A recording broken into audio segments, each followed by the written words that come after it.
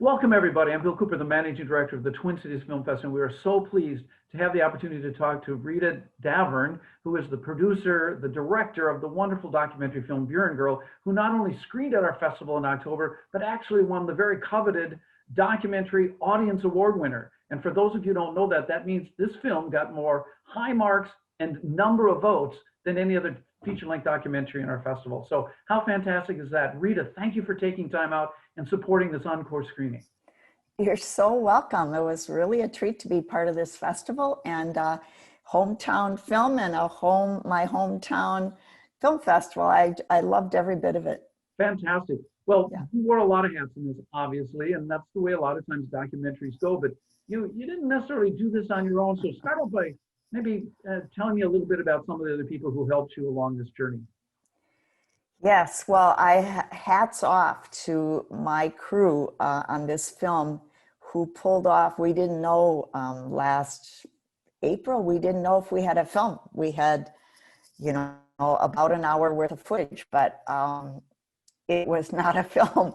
And Miles Painter, who's my editor and wise creative person, took it, and he's an archivist. He's really good at that. So we went through 6 years of footage and grabbed every bit of usable footage. And then he wrote a script, because that was the roadblock. I'm not a script writer and I didn't know how to write a script. So he wrote the script. It wasn't right, of course, because he doesn't know the story like I do. Yep. So I was able to rewrite it. Yep. And then he put these new pieces in that we didn't know how to incorporate. And then we had a film. It was great. It was really an incredible effort. And because of the COVID-19 happened right at that time, the crew that I had been working with were available.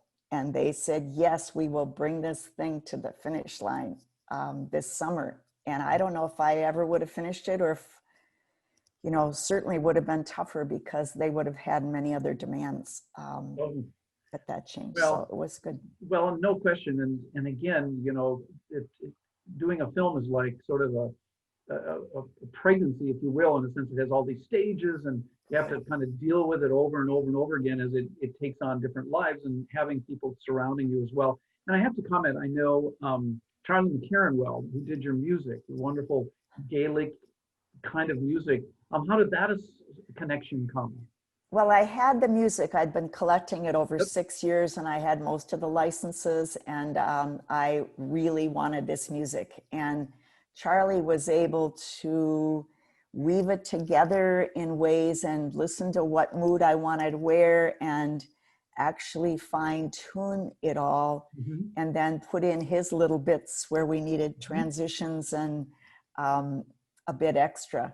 And it was really interesting to see what he did and how he did it. Well, the film, besides its content, of course, which was such an intimate, interwoven, kind of like facts versus and faxes, as well as sort of anecdotal history support, and the notion that people forget that we're living history right now. History isn't in the past, and we should embrace it. My mother was a Donahue, by the way, an Irish Donahue, which is probably the most common name. Although she made it very clear we were a Protestant Irish, and it was orange and all this kind of stuff. But I got part of my Irish, Irish in me as well. And so as I was watching this, it's like I should pay more attention. My mom was actually from Canada originally, but her family obviously was from Ireland as well. The point I guess I was going to make is, when you were running around with your crew over there, I thought there was such a consistent look. You shot things on tripods. It looks like you set up maybe more than one camera. You could cut between these interviews really readily. It was just, sometimes in documentaries, you're kind of, they're shot from the hip, and this seemed very thoughtful. Wow, that is so good to hear. That wasn't the way it happened, but it didn't feel like that. Well, we started out in 2015. My son's friend, who's had some filmmaking experience, would come over every Wednesday for 2 hours for 4 years. And that's what made the first 20 minutes of this film. And we went to Ireland and we had 2 DSLR cameras and a tripod and a really cheap microphone. Yep. And so some of those interviews are in, and my niece came along once too. She's the one who cooked up this documentary idea.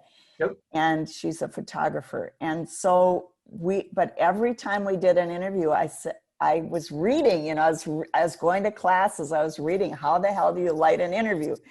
And so every time I said, this one we're going to do better. This one we're going to do better. So we'd up the equipment, we'd up the, you know, lighting, whatever. And I just learned from scratch. And there was so much junk involved that you will never see. Well, it's like if whatever happens outside of the camera view is actually up for grabs. You know, it's like we do all sorts of things to get it done. I just know so from my perspective, again, when I kind of am not distracted by stuff, you know, like, you know, little things like hiding the microphone a little bit and all that kind of stuff, that all just bodes well as I look at it. Because again, the first criteria that we look at as a festival, obviously, is production quality. You know, is it got good production quality? Will it sound good? Will it sound good on the big screen or whatever? And it just really was great. So tell us a little bit about how you ended up becoming a filmmaker as a mature person, you know? Mature meaning 67 years old. You know, I am right behind you at 65, so let me tell you. But again, from my understanding, is it's like you haven't done a bunch of short films or no art in my background of any kind. Yeah, no experience. Well, yeah. weren't you a corporate communicator kind of person? Or yeah, you know, so you've got life experiences, but there's yes. like all this. So what kept you going over all of these years? And I think it was that I had other people who were interested enough to help. Mm-hmm. And I know that I can do anything and I can learn anything if I have help. Yep. So that's what I held on to, and it really did work. Let's see.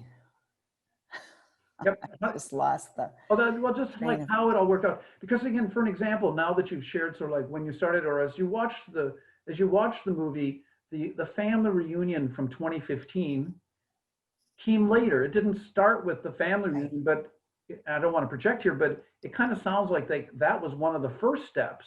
It was to kind of get together, because many people you saw at the family reunion were also people that bought into it maybe more, were willing to be interviewed. So it sounds like that family reunion was a huge catalyst. Right, it was. And that family gathering was built on 40 years of relationship building and my visits there. And I would go there, you know, every other year as soon as I saved my grocery money, I'd get over there again. And I would just sit in people's kitchens mm-hmm. and parlors. And this is decades of that before they, you know, I had the relationships and where they started actually talking about yep. things, yep. you know. Yep. So it was not, this just didn't happen. And when I proposed that gathering, I didn't know that these people, they live near each other. They've been connected for literally a millennium, and they're not closely connected, or they weren't, but they're, you know, it was a big deal to get us together, and they enjoyed it a lot. And so did I, and I learned a lot. Well, and in some respects too, getting together is even, getting together physically isn't easy when you're halfway across the world or something, but the idea of with the internet and with Zoom and all of this stuff is that these kinds of relationships can grow and nurture easier than ever before. It's not like writing letters, yes. you know, and waiting for the post office. And I mean, we just have this instantaneous way of connecting. So how fortunate. And again, and I think one of the overwhelming themes too was just the idea that we're also bogged down in like today and what do we got to get done by tomorrow, and we kind of just forget that where our life journey has been, and in a lot of respects it informs who we are, you know, and who we're like, and things like that as well. When so glad to hear all of that. What were some of the biggest challenges that you had, you know, starting out with so much material, or any challenges?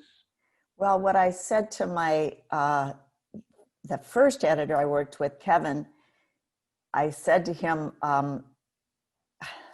along the way, I said, I am the biggest roadblock to this project getting done because of what I don't know. And like we came to a impasse after the 20-minute preview we had because I didn't know how to write a script.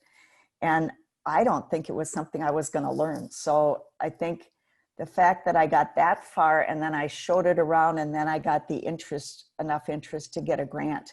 Yep. That was the really big deciding moment. Mm-hmm. When I could then start getting better help. Yeah, well, how fantastic. I saw in the credits you worked with Film North and some of these. Where did the grant come from? I'm not privy to that. The O'Shaughnessy Foundation. Okay, sure. And golly, they've been great to work with, and they've just backed me so much over these past 4 years. And it was because of them that we could actually get a high quality film. Oh, well, because again, animation is not cheap. No. At all. I mean, it's like but it made it so much more interesting and than just talking heads, but you had this good variety of like historical photos and found stuff, and so again that made it interesting, or more. Somebody tried to discourage me early on and said, you sure you want to make a historical documentary? You don't have any footage to work with. Mm-hmm. Like, you don't have any footage from the past. How are you going to do this? You got two choices. You can do reenactment or you can do animation. And so I always had that in my head. And so I found an animator I really liked, and it just turned out again that they were available. Yep. And willing to work for what I could afford, and they're just fabulous animators. Are you going to take this expertise now and parlay it into some more projects, or what are you going to do now? I think I came to this project with a story and an interest in connecting this family over in the US with their past and with the people in Ireland. And I'm not done with that. Like, that's just beginning. Yesterday, I got an email from Australia, from some Daverns, who said, when are these films going to show here? Like, we're doing our own, adventure in finding our history, and we want to connect with you. So I have all kinds of that's going to be ahead of me. And that's what I want. I want the legacy to be maybe a written family history or something that has all the stuff you can't put in a film, so that it doesn't get lost again. And I want this film in Ireland. They helped me so much. Oh, yeah. So I'm bringing it there for a private screening next month, and then we'll see where it goes there. But this film belongs there in the schools for people to get interested in, preserving their own stories, as well as in the US, Oh, sure. So I'm going to take it as far as I can in the education realm, the history, genealogy, all that. And that's going to take me a few years, I think. So I'm not going to, no, I'm not making another film. Well, or again, pass along your expertise in a sense of like how to do it, how to approach it, and maybe demystify. Oh yeah. We now walk around with cell phones, and we can record things very quickly. You can, every young person that's, 12, 15 years old knows how to edit and can put things together. So, and it's not all about that. You spend plenty of times in dusty old books and things, as I remember seeing, as my dad had done with our family tree. But we just have the opportunity now to really get more stories told. And if you can light a fire under a couple more people, especially young people, then it can keep this snowball sort of rolling as well. Right. Well, I have to do a hats off to Film North, because that's what they did for me. Yep. And if there's any way I can give back in that way, I certainly will. Because well, and what's interesting about, and I do a little teaching at Film North as well, and they've been a big association with our festival as well. I do know they have a class, and it's called something stories, like Stories 55, I think. And it's specifically classes for people over 55, which you've admitted to being, and how to do some of their family history stories or how to do interviews and do different things. And when I see you doing that, it's like you would be like the beacon of someone who did this in a big way successfully. Um, Hats off to them, and hats off to you. How fortunate. Yeah, great. All right. Well, thank you so much for taking your time. Thank you so much for sharing your story. We're so pleased to have this opportunity to play it a little bit more with our festival. And we'll support you wherever you go. If you need us to help promote other screenings or another one down the road, or you work with someone that has a great doc, please let us know about it, because you're part of our Twin Cities Film Fest family now. We so appreciate it. Thank you so much. It's a treat and an honor. Thank you.